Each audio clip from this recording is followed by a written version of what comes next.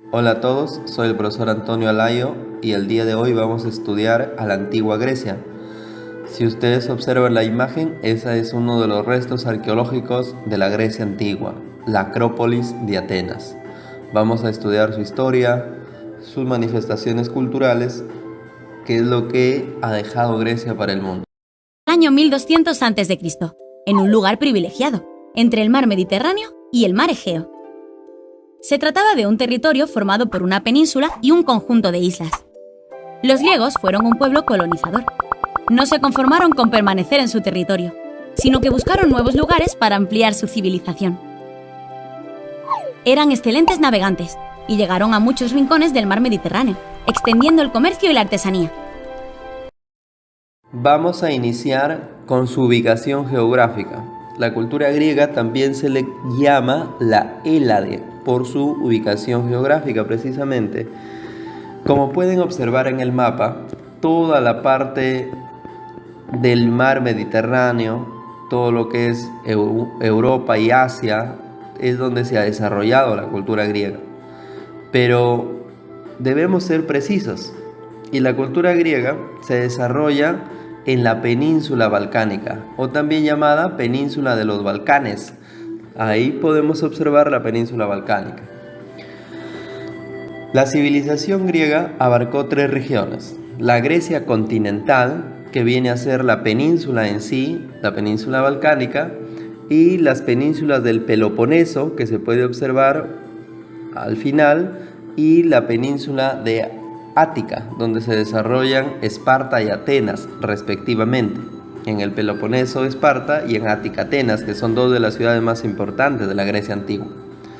La Grecia insular, que son todas las islas en el mar Egeo, y la isla más importante de la antigua Grecia va a ser Creta. Luego tenemos la Grecia jónica, la cual va a estar ubicada en el Asia. Esas ciudades que se fundaron en Asia van a ser conocidas también como el Asia Menor. Y aquí en Italia, si pueden observar a la mano izquierda, Italia, lo que hoy en día es Italia, esa extensión de tierra era conocida como la Magna Grecia. ¿Cuáles son los límites de Grecia? Por el norte se va a encontrar 2 ciudades, Iliria y Macedonia. Por el sur va a estar el mar Mediterráneo. Todo es el mar Mediterráneo. Por el este, el mar Egeo, y por el oeste, el mar Jónico. Aquí tenemos una pregunta sobre la ubicación geográfica de Grecia. Y dice: Grecia antigua se desarrolló en la península alternativa de los Balcanes. La Grecia antigua va a pasar por distintos periodos o etapas históricas. Entre ellas está la etapa minoica, micénica, oscura, arcaica, clásica y helenística. La etapa cretense minoica va a iniciar en el año 3000 hasta el año 1400. En esta etapa, los primeros pobladores que se van a ubicar en la isla de Creta van a ser los pelasgos, que tienen origen camita. El rey Minos va a ser el que gobierna esta etapa. En honor a él lleva el nombre de Minoica, y su economía estuvo basada en el comercio marítimo con los pueblos del Asia Menor y con los del río Nilo, que eran los egipcios. A ese comercio y ese poder político y económico que tenía la isla de Creta se le va a llamar talasocracia. Quien dominaba los mares era el pueblo más poderoso, y en esta época era Creta. En el apogeo de Creta, que se dio por el año 2100 a 1500, su capital fue Nosos, cuando se crearon las ciudades donde se erigieron fabulosos palacios como el Palacio de Nosos y el Palacio de Festos, que fueron fabulosamente decorados y no amurallados. Otra de las cosas que vamos a encontrar aquí es la leyenda de Teseo y el Minotauro. todos los años el rey Minos tenía que pagar un tributo al dios Poseidón. Tenía que entregarle el becerro más hermoso de lo que él se dedicaba, porque recuerden que estos pueblos se dedican principalmente a las actividades ganaderas, agrícolas y a la navegación. Entonces, dentro de sus actividades ganaderas tenía que entregar el becerro más hermoso todos los años al dios Poseidón, que era el dios del mar. Entonces, un año Minos decide no entregar un becerro blanco que era hermosísimo, era muy hermoso, y el dios Poseidón, en castigo al rey Minos, va a hacer que su esposa se enamore de ese toro. Por lo tanto, Zeus, que siempre era quien tenía semidioses, porque tenía hijos con mortales, Zeus es el dios más importante de los griegos, decide transformarse en ese toro y tener relaciones con la esposa del rey Minos, del donde van a ser el Minotauro. El Minotauro, que va a ser encerrado en un laberinto más adelante, y debería darle ofrenda cada 7 años a ese Minotauro, donde se le daba jóvenes y señoritas a quienes el Minotauro devoraba. Ese era el castigo. Sin embargo, esta situación concluye con la heroica obra de Teseo, que, ayudado por la princesa cretense Ariadna era la hija del rey Minos, quien va a preguntar cómo es posible salir de ese laberinto, y el que va a construir el laberinto le dice: muy fácil, tomas un ovillo de hilo, amarras la punta a la entrada, ingresas, y cuando quieras salir solamente haces el ovillo y vas a llegar a la salida. Entonces la princesa le va a dar el ovillo de hilo a Teseo, y Teseo va a ingresar, va a matar al Minotauro y luego va a salir. Ustedes también pueden encontrar la mitología griega en internet. Hay libros también de mitología griega que pues son muy interesantes. Ahí pueden observar en la imagen el palacio de Nosos y a la princesa Ariadna con Teseo con el Minotauro. Luego vamos a pasar a la época cretensa micénica, que va a desarrollarse aproximadamente desde el año 1400 hasta el año 1100. En la etapa micénica se va a producir la invasión de los aqueos.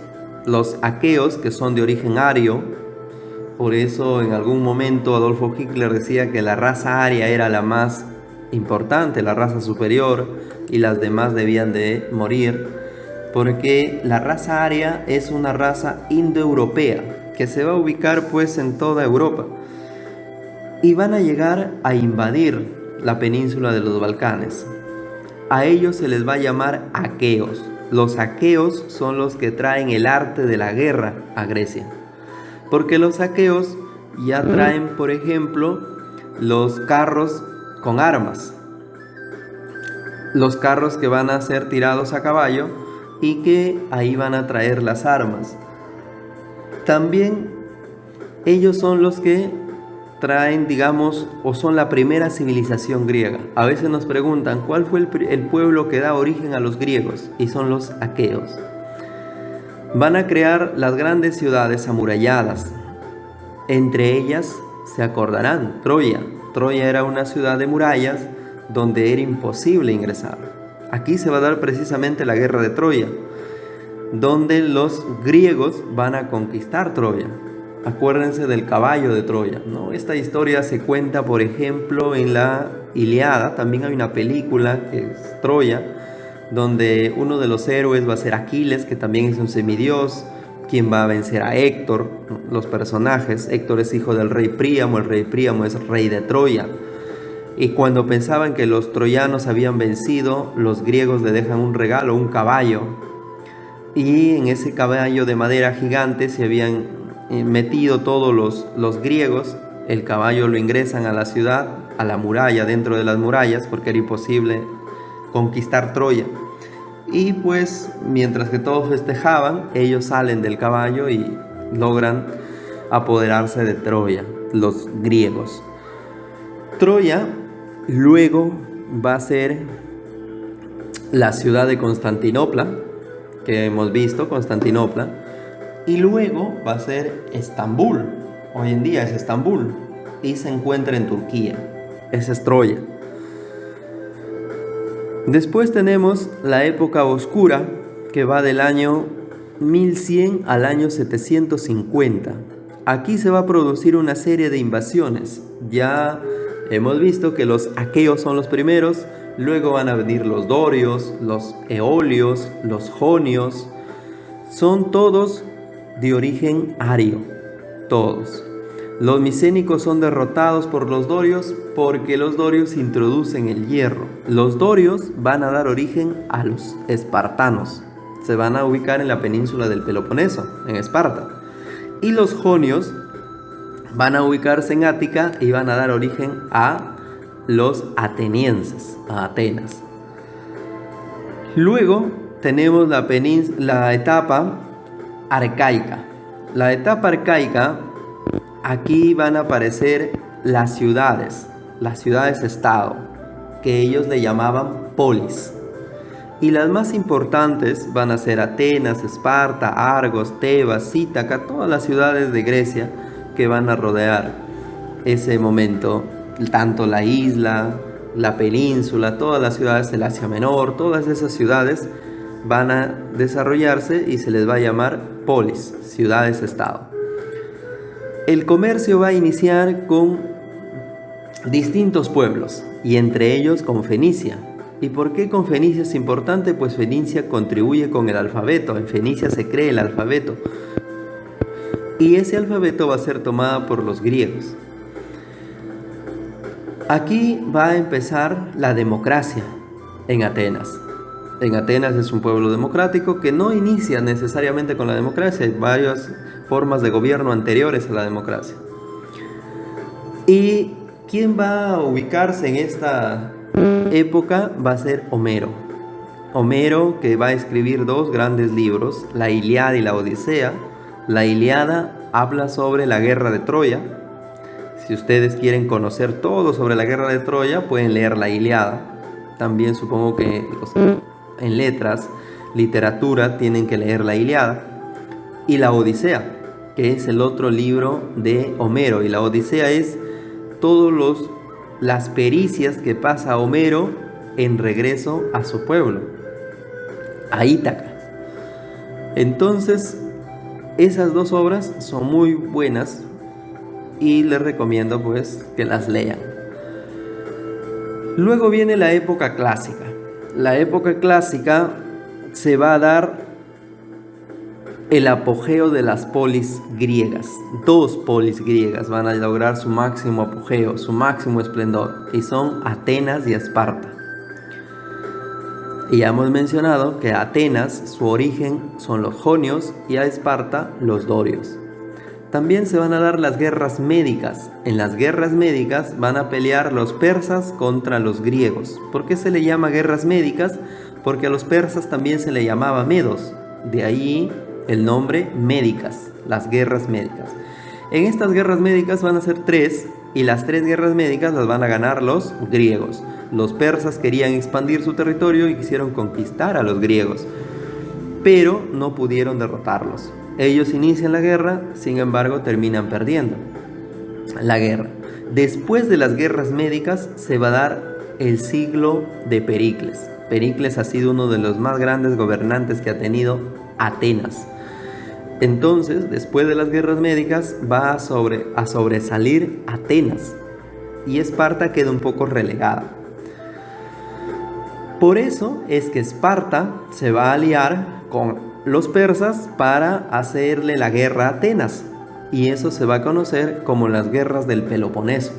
Los persas, al ver que no pudieron con los griegos, Van a decirle a los espartanos: nosotros te damos dinero, nosotros financiamos tu campaña, hazle la guerra a Atenas, porque Atenas había quedado como la ciudad más importante. Entonces los espartanos, que tampoco querían que Atenas sea la ciudad más importante, deciden hacerle la guerra. Esas son las guerras del Peloponeso, donde al final termina siendo derrotada Esparta y Atenas se convierte en una de las ciudades más importantes.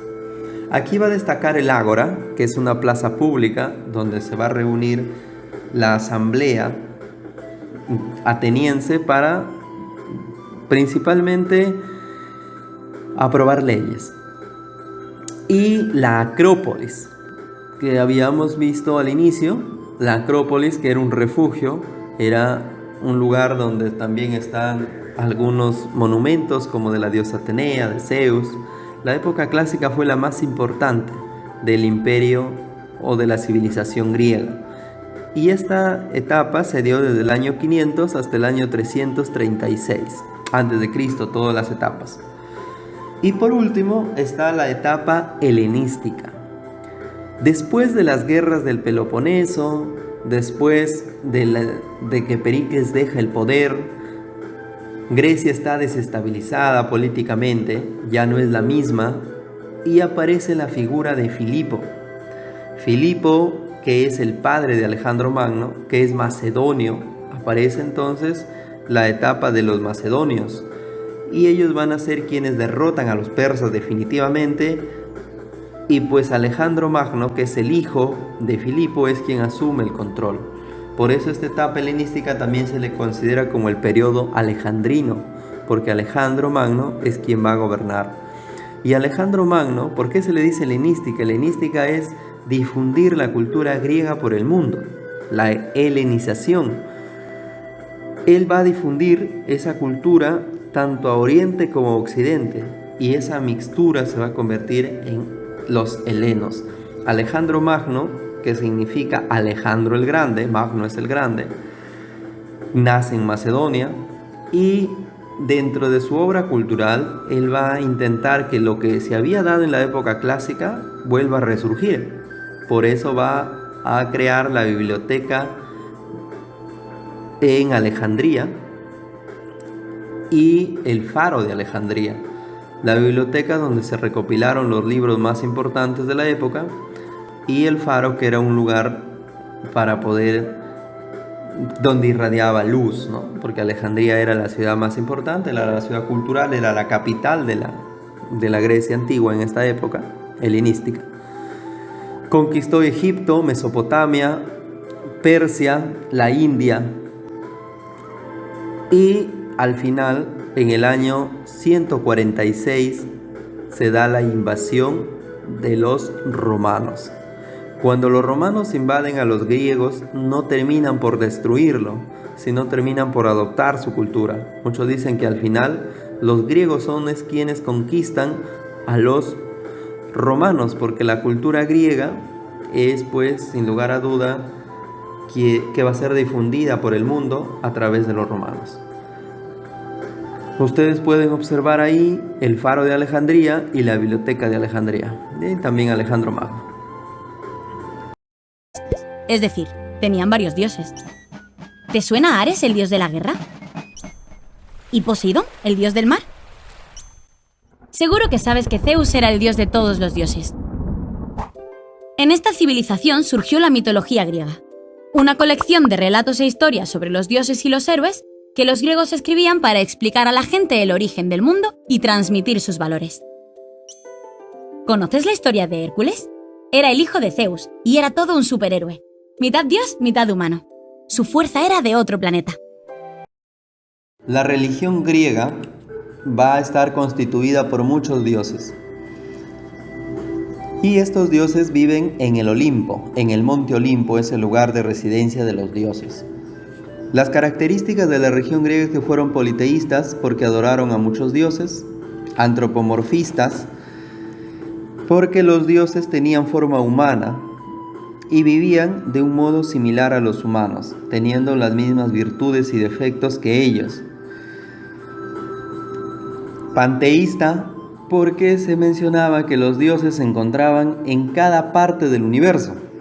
en cada parte de la naturaleza. Un dios estaba en un río, en el mar. Todo eso se ve con los dioses griegos. La mitología griega va a encontrar estos mitos o estos dioses principalmente en Homero y en Hesíodo. Y es Hesíodo precisamente en su Teogonía que va a tratar de explicar la existencia de la conformación tanto del mundo como de los dioses. Según Hesíodo, primero existió el caos, que era una masa confusa de elementos, agua, tierra, aire. Todos esos elementos confusos se encontraban repartidos en el universo. Luego aparece Gea, que es la tierra, y Eros, que es el amor. Ellos fecundaron a los seres vivos y las cosas. De Gea va a nacer Urano, que es el cielo. Y de Urano y Gea van a nacer las primeras razas que poblaron el mundo. ¿Y quiénes son? Van a ser los titanes y los cíclopes. Pero Urano se encontraba un poco temeroso, porque tenía miedo que sus hijos lo destronaran, por lo cual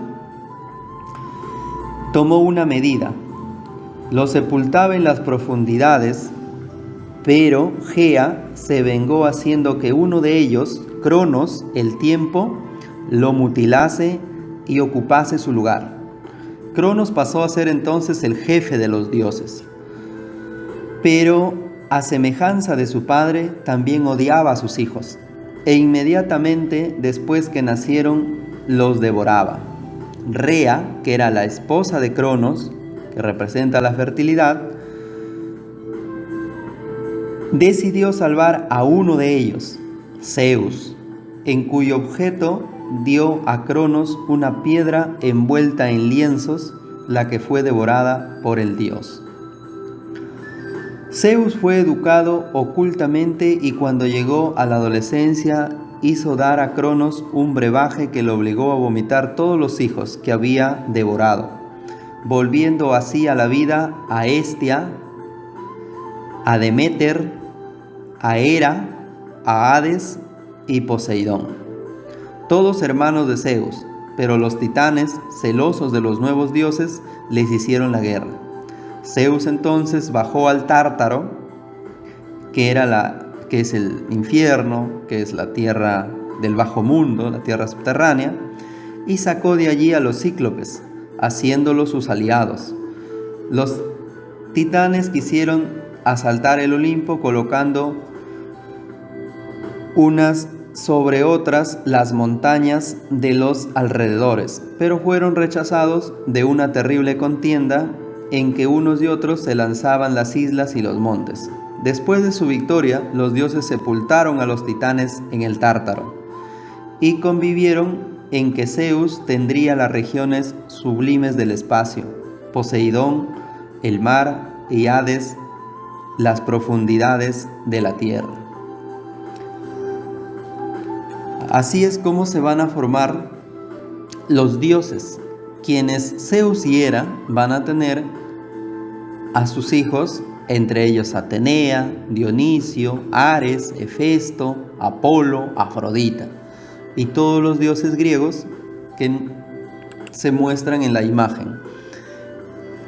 Sabemos entonces que Gea sería diosa de la tierra, Urano dios del cielo, Cronos dios del tiempo, Rea diosa de la fertilidad, Zeus es dios del rayo, Hera diosa de la familia y el matrimonio, Poseidón dios del mar, Hades el dios del infierno, Deméter la diosa de los cultivos, Hestia la diosa del hogar, Hefesto el dios del fuego, Ares el dios de la guerra, Dionisio el dios del vino, Hermes el mensajero de los dioses, Atenea es la diosa de la sabiduría, de la paz y de la guerra, pero de la guerra que trae paz, a diferencia de Ares. Artemisa es la diosa de la cacería, Apolo es el dios de la belleza y Afrodita el amor y la belleza. Aquí hay una pregunta sobre la cultura griega. Dice, desde el punto de vista cultural, una de las ciudades más importantes durante el periodo helenístico fue Acuérdense del periodo helenístico. ¿Cuál fue la ciudad más importante? Alejandría. Muy bien, alternativa C. Grecia no fue un imperio. Es decir, los griegos no tenían una ciudad capital donde se concentraran las riquezas y el poder. Lo que se conoce hoy como la cultura griega es la suma de muchísimos pueblos y ciudades que eran totalmente independientes unas de otras. Cada ciudad o polis tenía su propio gobierno y en la mayoría de ellas se respetaba a cada ciudadano por igual. Hubo miles de polis desparramadas por las costas de todo el mar Mediterráneo. Pero si realmente querías estar en la cresta de la ola, allá por el siglo V a.C., sin duda debías darte una vuelta por Atenas. Esta ciudad fue una de las más importantes y es hoy el símbolo de la cultura griega.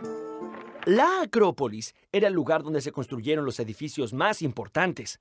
Allí podrán ver el imponente Partenón, uno de los templos más admirables de la Grecia clásica, destinado a honrar a Palas Atenea, que era la diosa protectora de Atenas y cuyas virtudes eran la inteligencia y la sabiduría. Este monumento fue construido como parte de un gran proyecto de Pericles. Sí, yo, Pericles, el más grande gobernador que tuvo la antigua Atenas. A Pericles se le ocurrió que la mejor manera de honrar a Palas Atenea era hacer de Atenas el lugar ideal para la convivencia de filósofos, artistas y científicos de la época. Y así fue como sabios filósofos como Sócrates, Platón y Aristóteles pudieron debatir sus ideas libremente por las calles atenienses.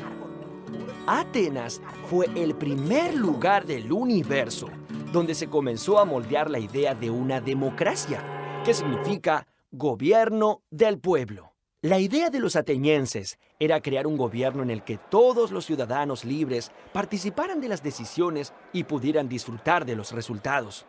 Porque si cada hombre es capaz de generar la virtud, entonces cualquier hombre tiene dentro suyo todo el poder necesario para gobernar. ¿No es cierto? De hecho, hoy todos los ciudadanos participan de las decisiones a través de su voto. Y a eso lo seguimos llamando democracia. Las polis griegas. Una polis significa una ciudad-estado, y las ciudades-estado más importantes de la Grecia antigua fueron Esparta y Atenas. Las ciudades-estado constituyeron una organización característica de la antigua Grecia. Cada una de ellas, cada polis, constituía la ciudad, las tierras cultivables situadas en los valles de la ciudad, las zonas de pastoreo en las montañas que rodeaban a los valles, una salida al mar, un puerto, y una ciudad fortificada, la Acrópolis, situada en la colina escarpada en donde los habitantes se refugiaban cuando había guerra. Debemos recordar que en esta época existían muchas guerras, por eso se construían las Acrópolis. ¿Dónde se ubicó Atenas? Vamos a iniciar con Atenas. ¿Dónde se ubica Atenas? Atenas se va a desarrollar en la península de Ática. Como pueden observar en el mapa, el puntito rojo sería Atenas y todo eso es la península de Ática, donde se va a desarrollar esta civilización. ¿Quién va a dar origen a los atenienses? Los jonios. Los jonios, que es un pueblo indoeuropeo, que van a llegar en la época oscura, jonios, todos los pueblos que ya hemos visto, eolios, colios, todos ellos llegan y son los jonios quienes van a ocupar la península de Ática. ¿Quién es el reformador más importante y legislador de Atenas? Es Solón. Solón fue un personaje muy importante en Atenas, quien va a reformar el Estado y va a legislar, a dar leyes importantes. Precisamente es Solón quien va a determinar la organización social. Y Atenas tuvo 3 clases sociales: los eupátridas o atenienses, los metecos y los tetes. Los eupátridas o atenienses son descendientes directos de los jonios. Los jonios van a ser los eupátridas o los atenienses. Ellos son de la clase alta, son hombres libres, no pagan tributos, son las principales autoridades de Atenas. Luego tenemos los metecos, que son extranjeros que viven en Atenas. A pesar de ser hombres libres, no eran ciudadanos. Algunos servían a Atenas y se les daba ciertos privilegios. ¿Y cómo servían? Como óplitas. ¿Qué era un óplita? Es un guerrero, un soldado. Entonces algunos se convertían en soldados, en óplitas, y pues ellos adquirían el privilegio de ser ciudadano ateniense. Y por último están los tetes, que son los prisioneros de guerra, son los esclavos. Dentro de la organización política, Atenas se va a organizar en 3 poderes: el poder legislativo, el poder ejecutivo y el poder judicial. A eso le llamamos democracia. Demos, pueblo, y kratos, gobierno del pueblo. Sin embargo, la democracia no fue la primera forma de gobierno de los atenienses, sino la monarquía, que estuvo bajo el poder de una sola persona, que se le llama rey. Basileus le llamaban en esta época, el Basileus, que significa rey. ¿Y quién fue el fundador de la monarquía? Fue Teseo. Teseo va a ser el primer Basileus, donde los eupátridas van a vivir en torno a él. Sin embargo, se van a producir ciertas contradicciones entre el rey y los eupátridas, desde que a estos últimos le quitaron ciertos privilegios hereditarios.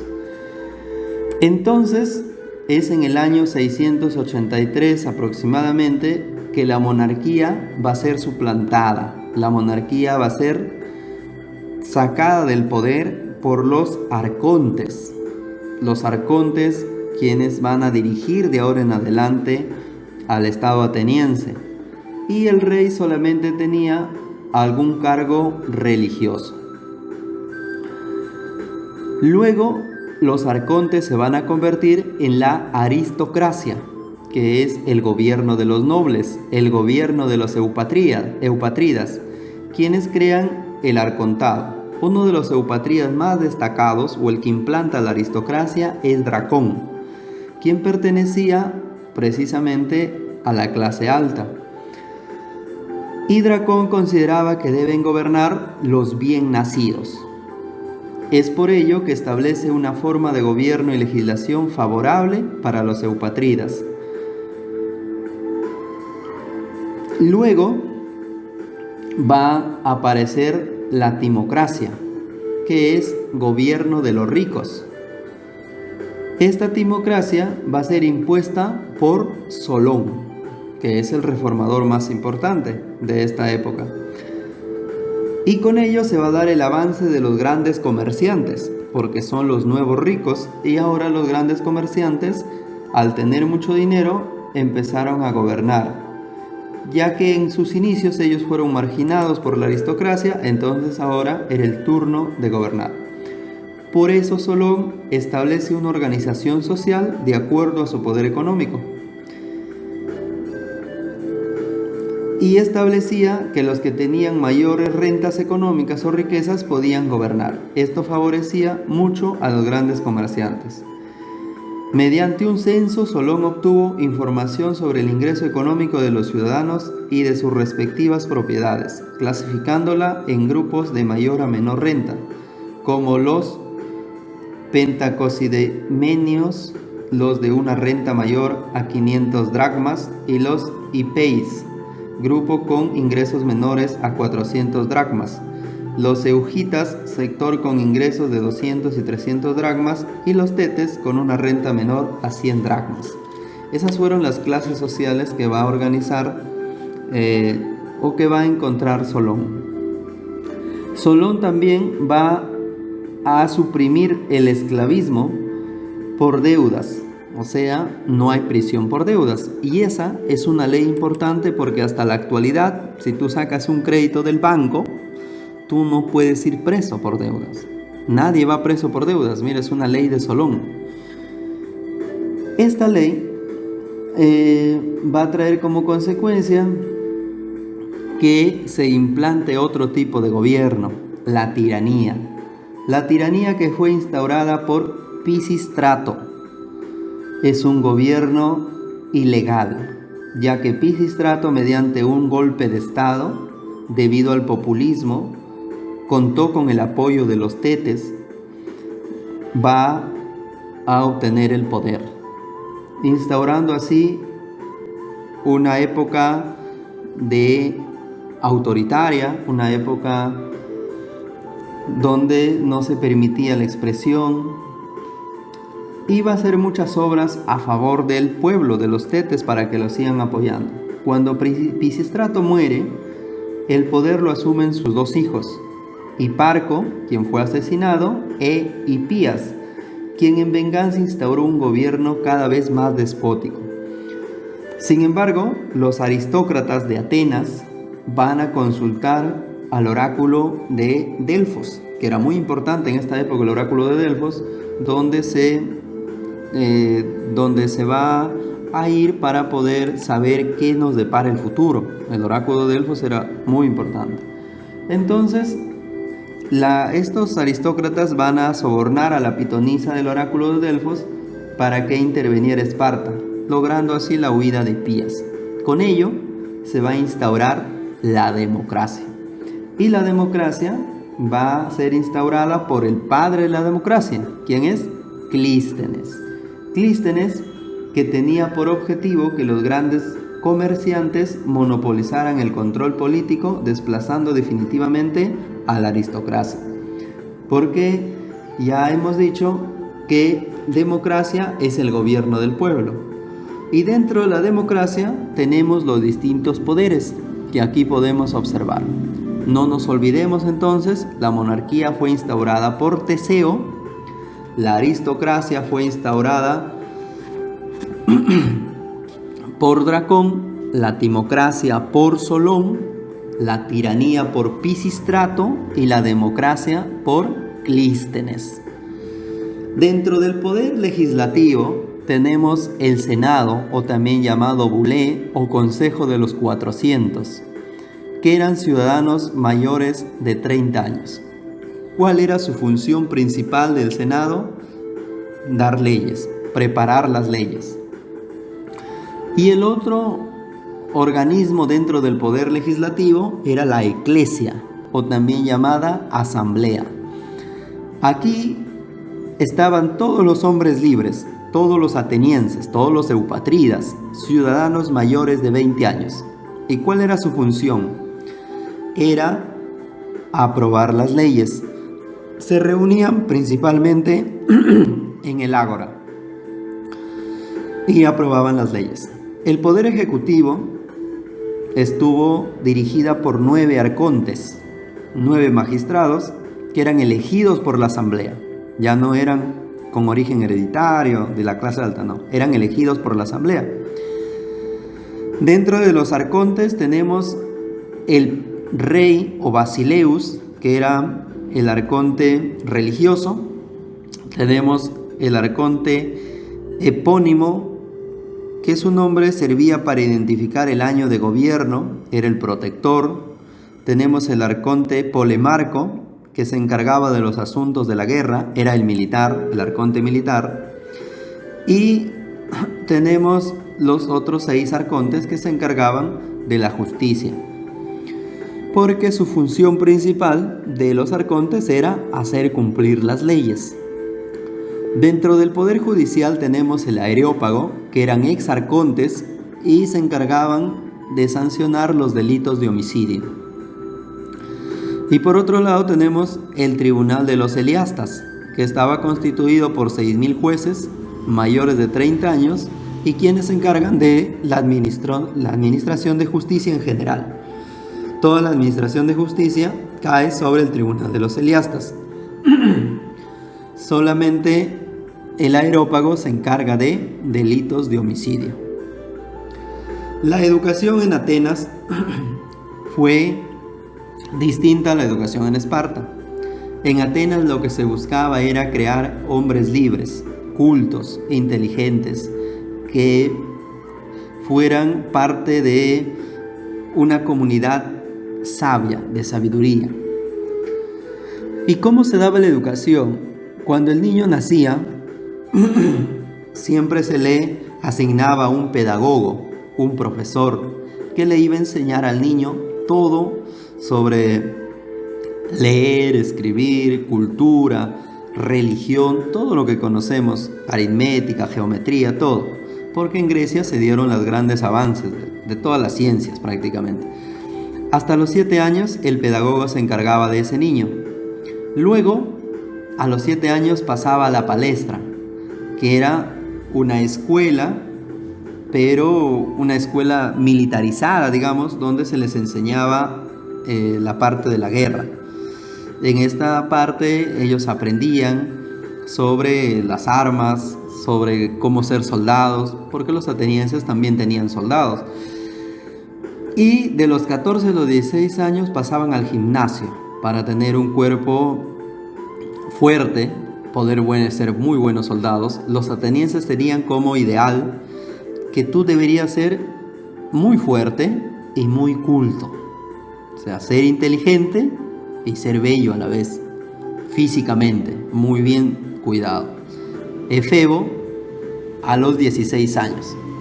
De los 16 hasta los 20 años era Efebo. A los 20 años ese Efebo significa ciudadano, pero hasta los 16 todavía no era un ciudadano con todos los derechos. A partir de los 20 años este ciudadano ya adquiría todos los derechos de un ciudadano ateniense. En la península del Peloponeso vivían los espartanos, un pueblo de guerreros que consagraron su vida al arte de la guerra y cuya mayor virtud era la valentía. Si eras espartano, tu preparación para la guerra comenzaba muy temprano en la vida. Para empezar, por ley, los espartanos debían ser fuertes y saludables. Es decir, que si algún niño nacía con algún defecto físico, era arrojado desde el monte y dejado a merced de las fieras. Ahora bien, si tenías la suerte de nacer sano, empezabas desde muy joven la escuela para el combate.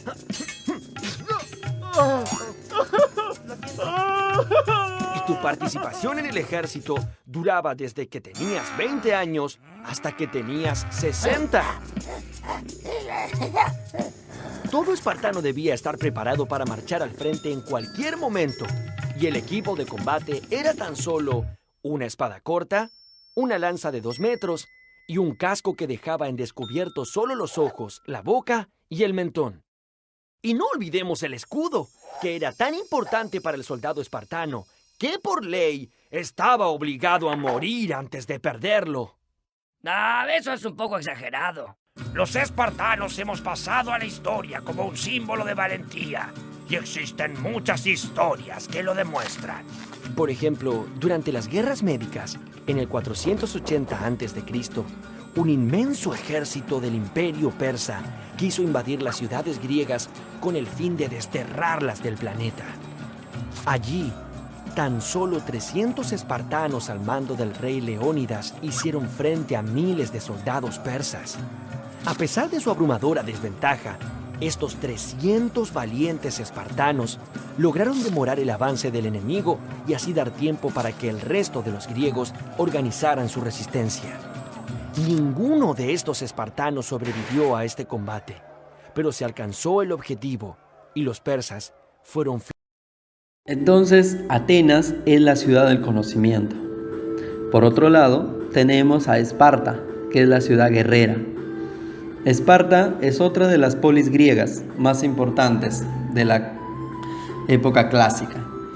Y aquí vamos a tener que Esparta se ubica en la península del Peloponeso, en el lugar llamado Laconia. ¿Cuál es el origen de los espartanos? Son los dorios, que es otra raza aria, que llegan en la época oscura, ¿sí? Recuerden, llegan los dorios, jonios, eolios, colios, todos llegan aquí, son arios. Y el reformador y legislador más importante que tuvo Esparta, el que va a organizar el estado espartano, se llamó Licurgo. Y dentro de ellos, la organización social que fue dada también por Licurgo, están los espartiatas o espartanos, los periecos y los hilotas. ¿Quiénes son los espartiatas? son descendientes directos de los dorios. Son la clase alta, la que va a gobernar. Son los que no tributan, no pagan impuestos, son hombres libres. Pero todos son hóplitas. Se dice que aproximadamente eran 9.000 espartanos, la clase alta. Y todos eran hóplitas. ¿Qué es un hóplita? Es un soldado espartano. Los periecos eran los antiguos pobladores de la ciudad, del lugar del Peloponeso, y los extranjeros que viven en Esparta. Ellos también son hombres libres, pero no pueden ser considerados ciudadanos espartanos. Por lo tanto, tenían que pagar tributos. Eran comerciantes, agricultores, artesanos. Y por último están los hilotas. Esta clase social era la clase social que no servía para nada. A un hilota no podías venderlo. Son los esclavos. A un hilota tampoco podías regalarlo. Te regalo mi hilota. No quiero tu hilota. Porque no servían. Todos los años había una festividad en Esparta, la Criptia. La Criptia era el día conocida como la matanza de hilotas. Ese día se podía matar hilotas. El que mataba más hilotas era el vencedor. La Criptia. La organización política fue una oligarquía, gobierno de algunos, quiere decir. Y dentro de esa organización primero está la diarquía, luego están los éforos y por último la gerusia o senado y también la apeya o asamblea. A diferencia de Atenas, ¿no?, que es una democracia donde hay poderes de Estado, aquí no, había una oligarquía. La diarquía estaba conformada por dos reyes, el rey con funciones religiosas y otro rey con funciones militares. Sin embargo, eran los éforos quienes controlaban el poder del rey, a tal punto de que se podía pensar que los éforos eran quienes gobernaban en realidad, porque el rey tenía que pedirle permiso a los éforos. ¿Cuál es la función principal de los éforos? Es controlar el poder del rey y el poder del senado. ¿Quién elige a los éforos? Los elige la asamblea. Los éforos son los que administran justicia, son los que pueden declarar la guerra y firmar la paz. Si alguno o alguna de ustedes ha visto la película 300, el rey Leónidas, rey de Esparta, fue a buscar a los éforos para decirle que manden el ejército o que le den permiso para ir con el ejército a pelear con los persas. Y los éforos, a través del oráculo, se negaron. Los oráculos, ya saben, ya hemos visto el oráculo de Delfos, de Atenas, uno de los más famosos. Aquí en Esparta también estaba el oráculo de Delfos, que era para ambos pueblos. El oráculo menciona que no puede ir Leónidas a la guerra. Por lo tanto, Leónidas solamente va con su guardia personal, que son 300 hombres, y van a luchar contra los persas. Pero aquí se puede ver que si bien es cierto, él era el rey, no podía hacer lo que él quería, sino era controlado por los éforos. Luego está la gerusia o senado, que son 28 miembros vitalicios, quiere decir que van a ser del senado desde los 60 años hasta que mueren. 28 miembros son los que pertenecen aquí, desde los 60 hasta su muerte, vitalicios. ¿Y cuál es su función? Hacer leyes para que el pueblo espartano pueda gobernarse. También tenemos la asamblea.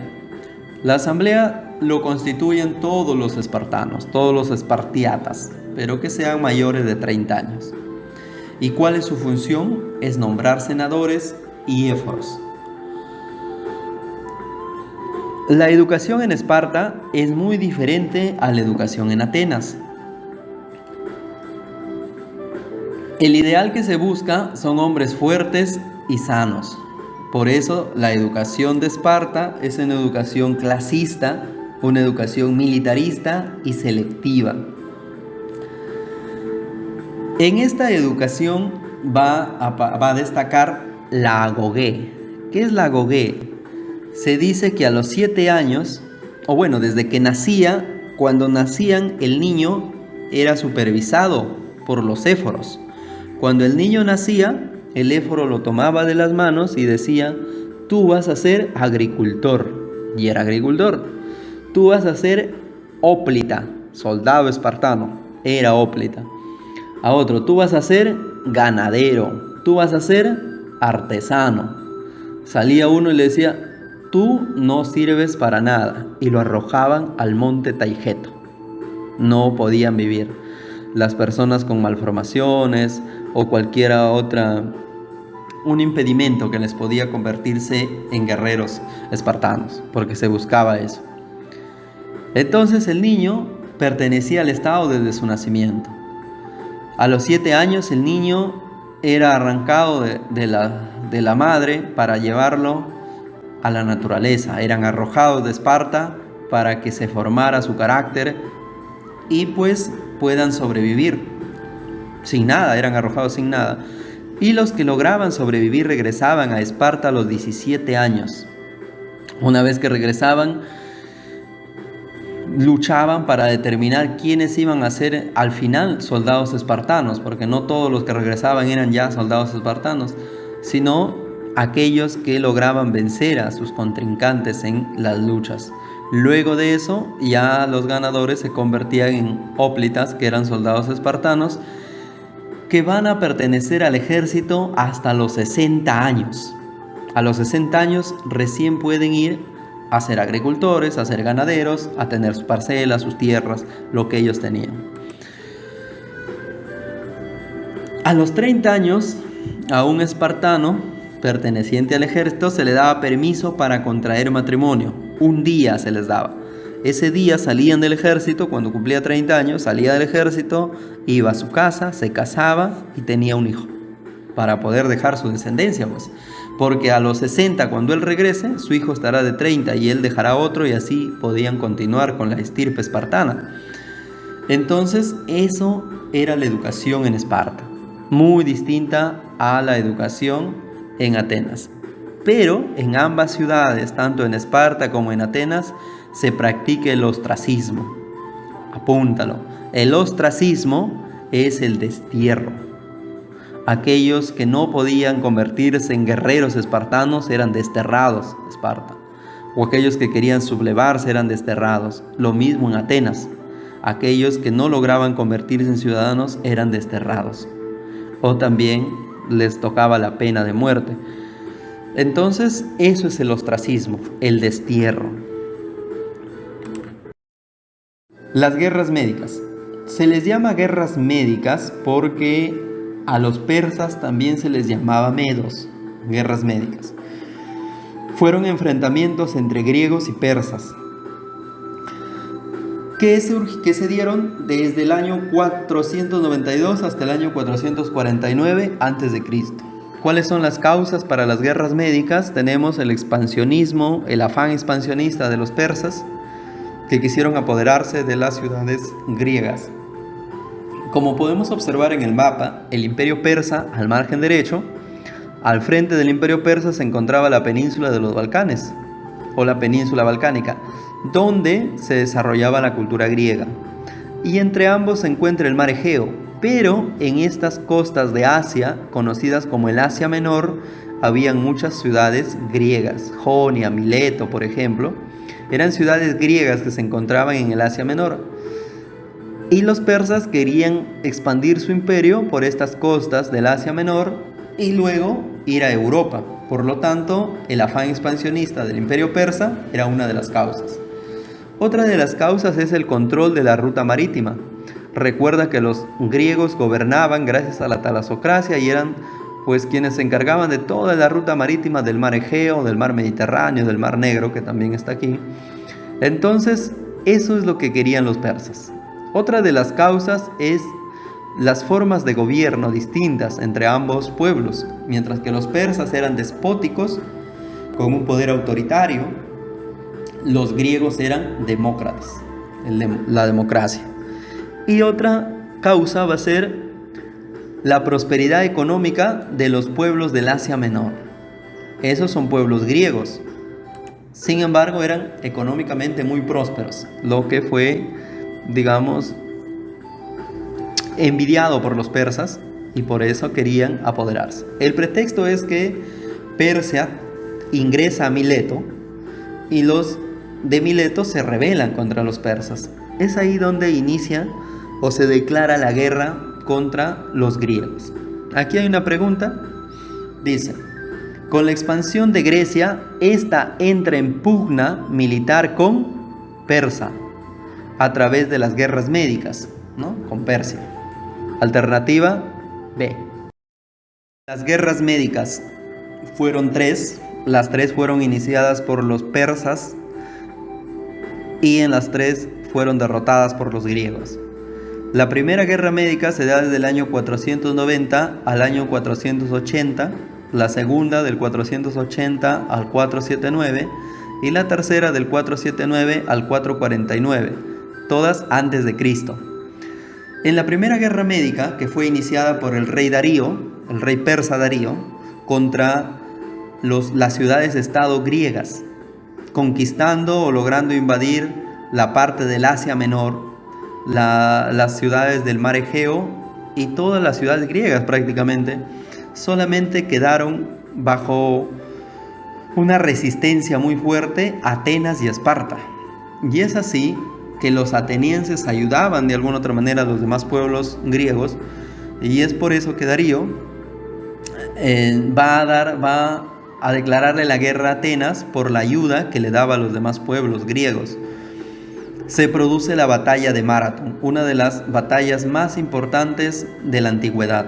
En esta batalla de Maratón van a pelear el ejército persa de Darío contra el ejército de los atenienses Milcíades.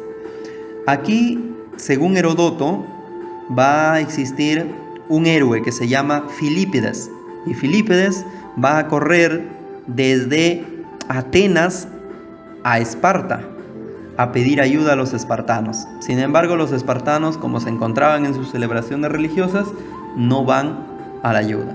Por eso Filípides, esa carrera que hace en la carrera de la ciudad de Maratón, en el lugar que está cerca de Atenas, de allí que en las Olimpiadas hoy en día existe la carrera de maratón en honor a Filípides y a la batalla de Maratón.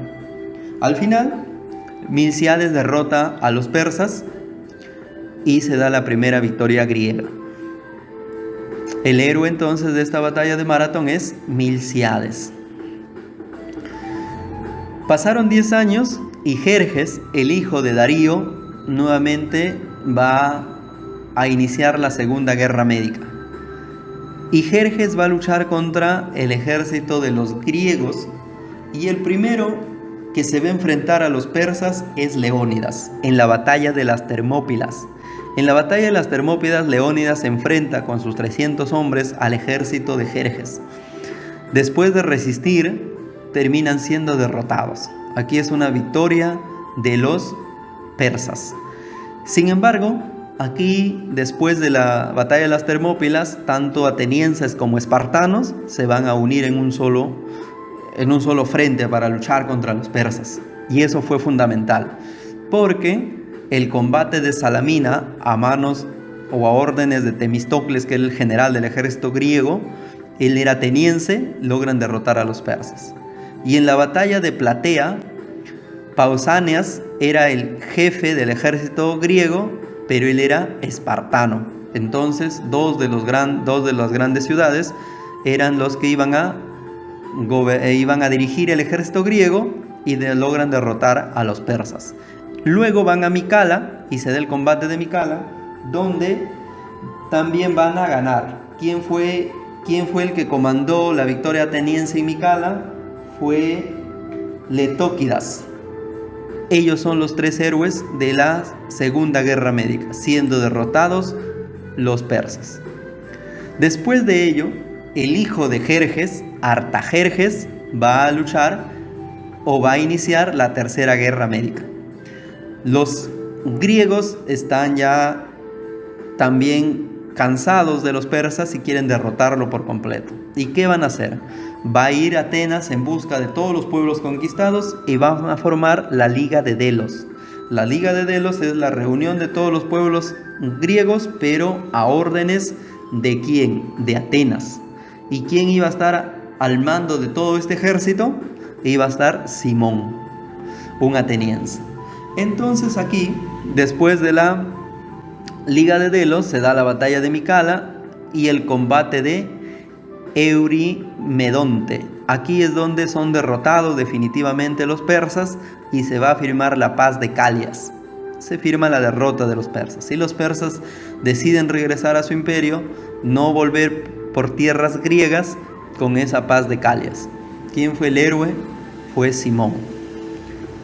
Después de las guerras médicas, o una de las consecuencias más importantes que trae consigo las guerras médicas, se pone fin al expansionismo persa y Atenas se convierte en potencia marítima, dándose el siglo de Pericles. Entonces, ¿cuál es la consecuencia más importante? Que Atenas se convierte en la ciudad más importante de esta etapa de la historia.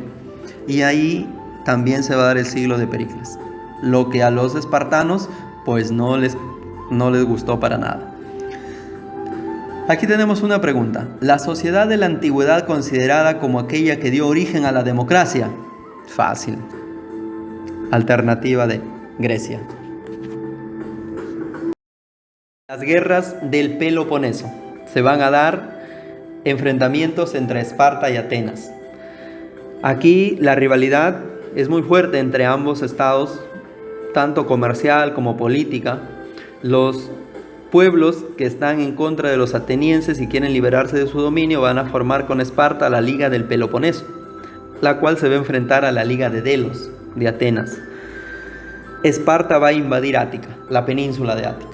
Son 3 guerras del Peloponeso. La primera del 431 al 421 hasta el 410, la segunda y la tercera hasta el 404 antes de Cristo. Al final de las guerras del Peloponeso se da una crisis de las polis y va a darse allí también el gobierno de los 30 tiranos. En la primera guerra médica, los espartanos se dedicaron a invadir Ática, cuyos habitantes se van a refugiar en Atenas. Producto de ese hacinamiento se propagó una epidemia rápidamente que va a acabar con la tercera parte de la población ateniense. Entre ellas, la muerte de Pericles. Al morir Pericles, ¿quién va a asumir como su reemplazante? Va a hacerlo Cleón. Entonces, se va a dar la batalla de Anfípolis. En esta batalla, los espartanos van a vencer a Cleón. Una vez vencido el rey ateniense, se va a firmar la paz de Nicías. Va a ser un tratado de paz entre ambos para poder llegar a un acuerdo, ¿no? Sin embargo, no va a durar mucho tiempo esta paz de Nicías, porque se va a producir la Segunda Guerra del Peloponeso. La Segunda Guerra Médica se produce cuando una expedición a Sicilia, Siracusa, ubicada en la parte suroriental de la isla, quería dominar a sus ciudades vecinas, y estas piden apoyo a Atenas, la que con Alcibiades como jefe de la expedición se enrumbó hacia Sicilia para salvar a las ciudades amenazadas por Siracusa. Pero Alcibiades fue acusado de un sacrilegio y tuvo que buscar refugio en Esparta. Esta expedición entonces no llegó a ningún lado y él se va a Esparta. En Esparta busca refugio y se va a aliar con los espartanos, traicionando a su patria, traicionando a Atenas. Aquí se va a dar entonces otra victoria en el combate de Nitio de parte de los espartanos, la destrucción total de la flota ateniense. Y los de Siracusa van a pedir apoyo a Esparta, quien va a mandar a uno de sus generales para derrotar por completo también a los atenienses. Luego se da la tercera guerra del Peloponeso. Alcibiades tiene problemas con los espartanos y regresa a las filas atenienses, con las que consigue derrotar a los espartanos en Tracia.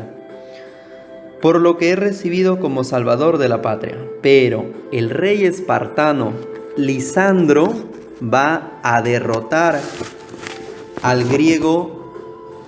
ateniense Alcibiades en el combate de Egopostamos. Una vez derrotado Alcibiades, sus enemigos atenienses van a acusarlo nuevamente de traidor a la patria. Lisandro va a sitiar Ática y cuando sus habitantes comenzaron a morir, Atenas pidió la paz, la cual se firmó en el año 404. Sin embargo, Corintio y Tebas pidieron la destrucción de Atenas, a lo que Esparta se va a negar y solamente va a imponer una alianza entre ambos, donde Atenas tenía que estar bajo el mando de Esparta. También destruir sus murallas, entregar sus barcos y renunciar a sus colonias. De esta guerra, la consecuencia va a ser que desaparece la Liga de Delos y se va a implantar en Atenas el gobierno de los 30 tiranos, donde Esparta se convierte en una nueva potencia en Grecia. Sin embargo, cuando en Atenas se inicia el gobierno de los 30 tiranos, muchos de ellos emigran a una ciudad vecina llamada Tebas, y va a empezar a darse la hegemonía de Tebas, porque Esparta no logra controlar todo lo que había logrado, todo lo que había conquistado. Tebas quiso unir su región a Esparta. Sin embargo, esta se opone, empezando así la lucha entre ambas ciudades, porque Tebas apoyaba primero a la Liga del Peloponeso. Sin embargo, aquí empiezan a distanciarse. Sus generales más destacados fueron Pelópidas y Epaminondas, quienes murieron en Mantinea, con la cual Tebas perdió su poder. Sin embargo, empieza por aquí a aparecer ya Filipo II, que con ayuda de su hijo Alejandro van a lograr conquistar Grecia. ¿Ellos de dónde son? Son de Macedonia. Tiempo después también van a conquistar al imperio persa. Y después de conquistar Grecia y Persia, van a formar la etapa helenística. Esta etapa helenística es con Alejandro Magno, quien fue rey de Macedonia.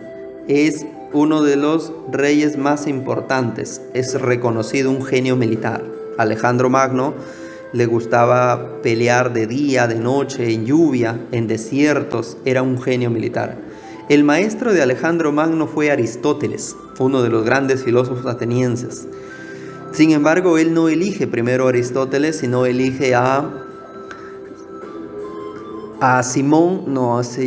Diógenes de Sinope. Elige a Diógenes de Sinope. Y cuando va a buscar a Diógenes, Diógenes era un filósofo de la antigua Grecia que vivía desprendido de las cosas. Él decía que solamente para vivir le hacía falta un tupper en que recibir alimento, nada más, y vivía caminando por la vida de la naturaleza. Entonces Alejandro se le acerca en su gran caballo y le dice: quiero que seas mi maestro, soy rey de Macedonia y rey de toda Grecia. Pídeme lo que desees, una ciudad, lo que tú quieras, riquezas, lo que quieras. Entonces Diógenes de Sinope le dice: te voy a pedir una sola cosa, que no me tapes el sol, porque cuando se había parado delante de Diógenes tapaba el sol que él estaba disfrutando al lado de un riachuelo, y no aceptó. Diógenes era el maestro de Alejandro. ¿Quién es el que acepta? Aristóteles. Aristóteles, que era un filósofo griego también, aceptó ser el maestro de Alejandro Magno. Y con eso él logra convertirse en un gran gobernante y logra pues derrotar a los persas, a todos los griegos, ¿no? Y fue este el último periodo hasta que muere en la ciudad de Babilonia, lo cual de ahí en adelante va a marcar el inicio del periodo helenístico, pero al final son derrotados por los romanos. Y estaban muy preocupados por conocer todo lo que sucedía a su alrededor, desde la naturaleza hasta el propio ser humano. Así surgió la filosofía, que en griego se traduce como amor a la sabiduría. Algunos de los filósofos más conocidos fueron Platón o Aristóteles. También en este periodo hubo importantes matemáticos, como Pitágoras o Arquímedes, que trataron de aplicar la geometría a las construcciones y los números a la vida de las personas. Su interés por la inteligencia y el conocimiento hizo que la civilización griega se extendiera por todo el Mediterráneo. Las manifestaciones culturales de Grecia, sin lugar a dudas, son innumerables. Recordemos que el siglo de Pericles fue el siglo de oro de Atenas. En este siglo hay una remuneración. Pericles pone una remuneración por participar en política. Si obtenías un cargo político, te pagaban por ello. Se da el auge de las tragedias griegas como Sófocles, Eurípides, Esquilo, y es el periodo del esplendor económico y cultural de los griegos. Y vamos a empezar por la filosofía. Filosofía, que significa filio, amor, y sofía, sabiduría, amor a la sabiduría. En esta época se ama la sabiduría en Atenas y en toda Grecia prácticamente, porque después de las guerras médicas, Pericles es el gobernante de todo. Atenas, recuerden que adquiere un importante desarrollo, por lo cual vamos a empezar con estos filósofos, algo pequeño de cada uno de ellos. Tales de Mileto, quien fue un astrónomo, matemático y filósofo, considerado uno de los 7 sabios de la antigüedad. Él decía que el origen de todas las cosas es el agua. Luego está Anaximandro de Mileto, quien fue un filósofo que decía que el origen de todas las cosas es el apeirón, lo indeterminado. El origen de todo es algo que no podemos determinar, decía Anaximandro. También está Heráclito de Éfeso, considerado el padre de la dialéctica. Heráclito decía que nadie puede bañarse 2 veces en las mismas aguas de un río, porque todo fluye, todo está en constante fluir, en constante movimiento. Pantarray, todo fluye. Pitágoras, quien fue experto en la matemática y es creador de la escuela pitagórica. Pitágoras es maestro de Platón, uno de los maestros de Platón. Y Pitágoras va a ser quien va a hablar también de la transmigración de alma. Él va a tener el primer concepto de alma y su famoso teorema, que también ustedes lo estudian, el teorema de Pitágoras. Para él, el origen de todas las cosas es el número. Luego está Protágoras, un sofista, el más importante de los sofistas, experto en la retórica, en la oratoria. Era un gran orador. Protágoras hablaba de que el hombre es la medida de todas las cosas. La homiomesura, hombre, la medida de todas las cosas. Luego viene Sócrates, uno de los grandes filósofos de la antigüedad. Sócrates no escribió ninguna obra porque decía que escribir no traía nada bueno, porque un libro no te puede decir nada, porque al libro tú no le puedes cuestionar, pues no te va a responder. Decía que escribir y hacer libros es de ignorantes, que la verdadera sabiduría está en uno mismo, en nosotros mismos. Por eso decía, conócete a ti mismo. Sin embargo, él siempre fue una persona muy humilde. Por eso decía, Sócrates, tú sabes mucho. Y él decía, solo sé que nada sé. Sócrates fue el creador del método de la mayéutica, que consistía en hacer preguntas, ¿no? Te preguntaba.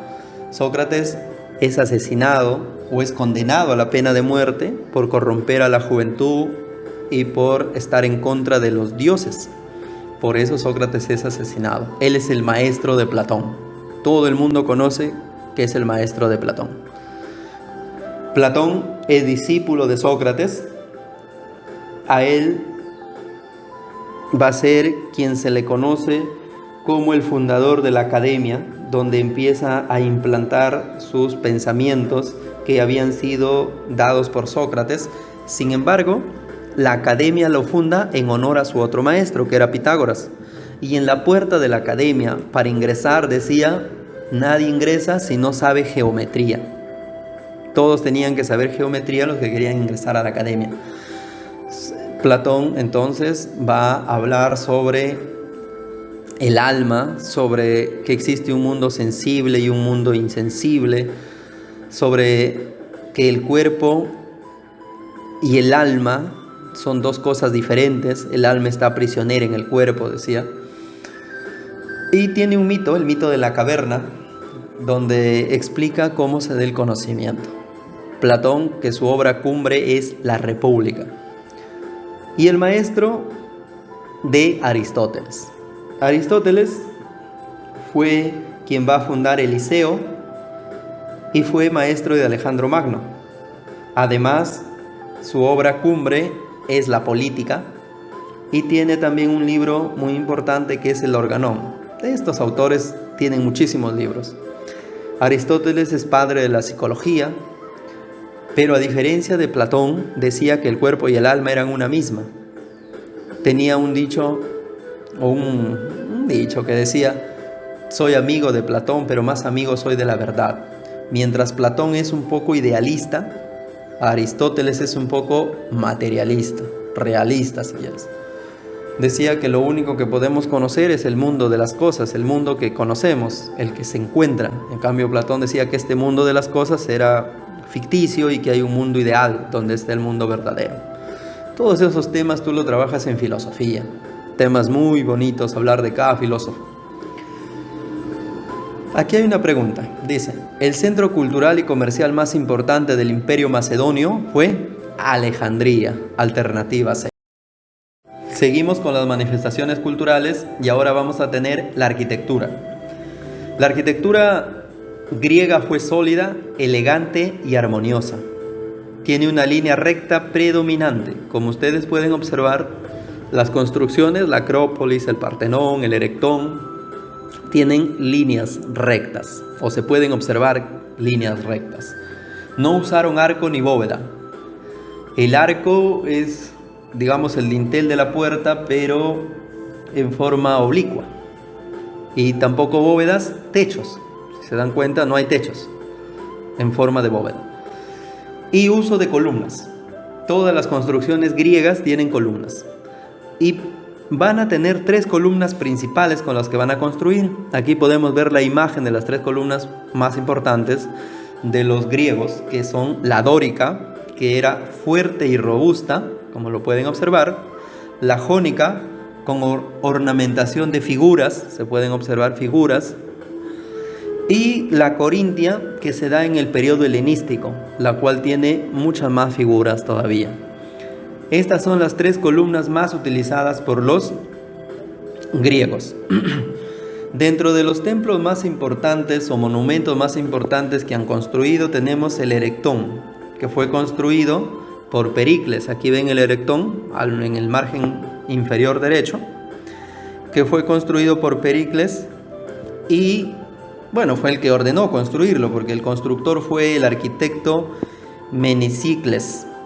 Él fue quien va a ser el arquitecto y va a ser construido este monumento en honor a la diosa Atenea, que era la guardiana de la ciudad, y también en honor al dios Poseidón, que era el guardián del mar, y al héroe Erectio, por eso se llama Erecteón, quien era asociado con la fertilidad de la tierra. A un lado del Erecteón levantaban un altar cuyo techo estaba sostenido por 6 estatuas con figuras de mujeres. Ahí se puede observar que hay 6 mujeres quienes van a estar sosteniendo el techo del Erecteón. Estas mujeres se les llamaba cariátides. También está el Partenón, que está al lado izquierdo, que es de origen dórico. El Erecteón es jónico, ¿ya? Y el Partenón es dórico. Tiene forma con las columnas dóricas. Fue el templo en honor a Atenea. Fue diseñada por Ictinos y Calícrates, con la colaboración de Fidias, quien esculpió la imagen de Atenea que medía 10 metros de alto y era de marfil y oro puro. Y también decoró sus exteriores con hermosos frisos. Solo se conservan sus ruinas, pues fue parcialmente destruido por una explosión en 1687, el Partenón. Otro templo es el templo de Nike, de menor tamaño, que estaba dedicado a la diosa Nike. Y la Acrópolis. La Acrópolis de Atenas, donde se encuentra pues el refugio, como ya mencionábamos, de los en tiempos de guerra. Ahora tenemos la escultura. La escultura es básicamente antropomorfa porque representa a sus dioses, a sus héroes, a sus atletas. Recuerda que los griegos crean los Juegos Olímpicos en honor a los dioses, y ahí aparecían muchos atletas y muchos juegos de los que ahora se dan también en los Juegos Olímpicos de la actualidad. Ya hablábamos de maratón. Las imágenes fueron representadas en movimiento y en reposo. Predomina el desnudo en la mayoría de las imágenes. Tuvieron el sentido del detalle y la perfección, y el material que usaron fue el mármol blanco. Dentro de los principales tenemos a Mirón, que fue quien esculpió el discóbolo, que pueden observar ahí, el discóbolo. También está Fidias, quien va a esculpir a la diosa Atenea, que vemos al lado izquierdo, y al lado derecho, sentado en su trono, está Zeus. Entonces Fidias esculpe a la diosa Ateneas y a Zeus. Ya en la época del helenismo, en la época helenística, por eso lo estoy separando, esta es la época clásica del siglo de Pericles, y los dos como Práxiles y Escopas, son de la época helenística. Ellos van a esculpir, Práxiles esculpe a Hermes, que está ahí, y Escopas va a esculpir la tumba del rey Mausoló en Halicarnaso, que hoy es una de las 7 maravillas del mundo antiguo, no del moderno, porque hay 7 maravillas antiguas y 7 maravillas modernas. Este es del antiguo, el rey Mausoló en Halicarnaso. También tenemos el teatro griego. Dentro del teatro griego van a destacar principalmente la tragedia, la comedia y la oratoria. Dentro de la tragedia tenemos a Esquilo, quien va a escribir Prometeo encadenado, y a Sófocles, quien va a escribir Edipo Rey, que les recomiendo que lean esas 2 tragedias. La comedia está a cargo de Aristófanes, quien va a escribir Las avispas, y en oratoria está Pericles, quien escribe la oración fúnebre en honor a los atenienses caídos en las guerras del Peloponeso, y Demóstenes, quien escribe las Filípedas. Aquí tenemos una pregunta, dice: las creaciones artísticas de Sófocles y Esquilo en teatro, así como Tucídides en historia, pertenecen al periodo griego conocido como el siglo de Pericles. Alternativa C. También tenemos a la literatura, otra manifestación cultural de los griegos, y va a destacar la poesía épica con Homero, sus obras cumbres, la Ilíada y la Odisea. Homero se decía que era un hombre ciego, sin embargo escribió estos 2 grandes libros. Y el otro es Píndaro, quien va a escribir poesía lírica, su obra Los himnos triunfales. Asimismo tenemos a la historia, el primer historiador, el padre de la historia, Heródoto. En sus escritos describe el paisaje geográfico y afirmaba que los actos humanos estaban regidos por los dioses. Fue uno de los primeros en buscar fuentes en el conocimiento de los hechos. Ya saben cuál es su libro. El otro es Tucídides. Él rechaza las causas mitológicas de los hechos y analiza las actitudes y el pensamiento de los protagonistas. Su obra es Historia de la Guerra del Peloponeso. También está Jenofonte, quien relata la fracasada expedición de los espartanos a Oriente, a Persia, en retirada de los 10.000, o Anabis, y también escribió la primera biografía de un personaje. ¿De quién? Del rey Ciro, del rey persa Ciro. ¿Cómo se llamó ese libro? Cirópedia. También tenemos las ciencias. En las ciencias van a destacar Ptolomeo, quien va a manifestarnos acerca de la teoría geocéntrica. Ptolomeo decía que el centro del universo o el centro del sistema solar es la Tierra, la teoría geocéntrica. También está Eratóstenes. Eratóstenes llegó a calcular la circunferencia terrestre. Se equivocó muy poquito con la medida actual de la circunferencia terrestre, Eratóstenes. Es padre de la geodesia, Eratóstenes. Luego está Hipócrates. Hipócrates, denominado el padre de la medicina, afirmaba que toda enfermedad tiene una causa natural y rechazó la influencia de los dioses en la salud humana. También está Arquímedes. Arquímedes ya es de la época helenística, ¿sí? Es de la época helenística, lo estamos ahí, un paréntesis. Él inventó para el rey de Siracusa un sistema de poleas y palancas. Acuérdense que mientras tomaba un baño, él dijo Eureka. ¿Y qué decía? Dame un punto fijo en el espacio y muevo la tierra. También tenemos a Euclides, el padre de la geometría. Él desarrolla e impulsa la geometría. También está Hiparco. Hiparco es el que va a crear una especie de telescopio para observar el universo y va a ser quien crea el primer catálogo de estrellas. Hiparco. También registra algunos eclipses. Está Pitágoras. Pitágoras está convencido de que la Tierra es redonda. Por eso está aquí como científico también. Y Tales, que también está como científico porque él va a predecir muchos eclipses y va a realizar observaciones astronómicas.